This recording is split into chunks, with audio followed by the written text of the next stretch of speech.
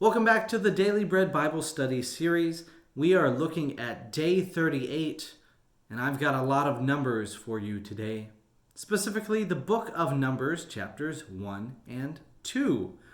Now, you may expect that a book called Numbers would have a lot of numbers, and in this two chapters, you will see a lot of numbers here. But this book, while it includes some numbering of people, the basis of this book is to describe the journey of God's people from Sinai towards the promised land of Canaan.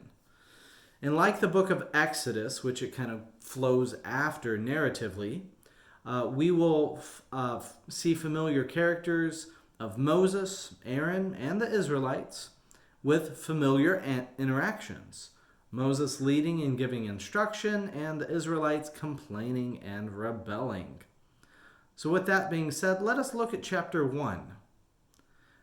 Now, as this kind of follows Exodus ended with the first month of the second year. In Exodus 40:17, it said, "In the first month of the second year, on the first day of the month, the tabernacle was set up." Now, Numbers begins 1 month after the tabernacle is operational. Still in that second year, in Numbers chapter 1, verse 1, "The Lord spoke to Moses in the wilderness of Sinai, in the tent of meeting, on the first day of the second month, in the second year after they had come out of the land of Egypt." Moses is instructed to count and organize the people. This census also serves as a way to count everyone who is available to go to war. So in order to operate with order, 12 leaders are appointed below Moses and Aaron, following the 12 ancestral tribes of Israel. In Numbers 1:16, these were the ones chosen from the congregation, the leaders of their ancestral tribes, the heads of the divisions of Israel. Important thing to note here, the 12 ancestral leaders are not the 12 sons born of Jacob. Now, Joseph's inheritance was split between the sons Ephraim and Manasseh, and Levi's sons were not dependent upon for battle, but instead ministered as priests. So they would not be counted in part of the allotment of the 12. The Levi's sons did not get official land disbursement here in Numbers as one of the 12 tribes of the ancestral tribes. They will receive sanctuary cities and own land, animals, and property designated for them. And the tribe of Levi receives land on day number 30 of the day 70 of the Daily Bread Bible Study, which is Joshua chapter 21. So the tribe of Levi in Joshua 21, it says this: "The heads of the families of the Levites came to the priest Eleazar and to the son Joshua of Nun, and to the heads of the families of the tribes of the Israelites. And they said to them at Shiloh in the land of Canaan, 'The Lord commanded through Moses that we be given towns to live in, along with their pasture lands for our livestock.' So by the command of the Lord, the Israelites gave to the Levites the following towns and pasture lands out of their inheritance." So the Levites do get something, though it's a little confusing because they don't, they're not allotted with the rest of the 12 ancestral leaders. Now, for the 12 fighting tribes, here are the figures that we have up. So for the tribe of Reuben, we have 46,500. For the tribe of Simeon, 59,300. For the tribe of Gad, 45,600. The tribe of Judah, and these are all kind of sectioned up. So that was one section. The tribe of Judah was 74,600. Issachar, 54,400, and Zebulun 57,400. So that's the second grouping. Ephraim was 40,500. Manasseh was 32,200, and Benjamin was 35,400.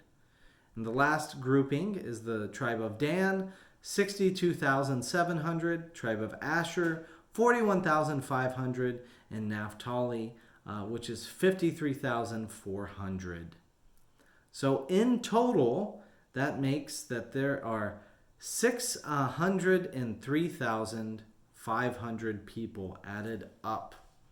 In Numbers chapter 1, verse 45, it says, "So the whole number of the Israelites, by their ancestral houses, from 20 years old and upward, everyone able to go to war in Israel, their whole number was 603,550. The Levites, however, were not numbered by their ancestral tribe along with them." So the Levites alone handled the sacred tasks in connection to the tabernacle. "And the Levites shall camp around the tabernacle of the covenant, that there may be no wrath in the congregation of the Israelites." So the 603,550. So that number is very close to the total that we added up. So things are checking out well for our numbers. In Numbers chapter 2, again we see an orderly arrangement now with regards to positioning. So the tribe of Judah, the largest tribe of all, was to camp to the east side towards the sunrise with Issachar and Zebulun. Reuben was to camp to the south side with Simeon and Gad. Ephraim was to camp to the west side with Manasseh and Benjamin. And Dan was to camp to the north side with Asher and Naphtali. I would encourage you to look up on Google for Numbers chapter 2, or see a picture of, and maybe in your Bible it has a numbering of it, but it's so north, south, east, west type of encampments there with the Levites around the tent of meeting in the middle. So, there could be several images making this camping setup into a cross. And while that fits well with our Christian imagery, this camping structure seems most to do with three kind of things. One, organizing a protective structure for order and safety, because a military camp in the shape of a cross would kind of be hard to defend. And second, centering the community around their place of worship and the place of God's presence makes complete sense. It's the thing they want to protect. And then number 3, the balancing of groups. The east and west side have about 1,800.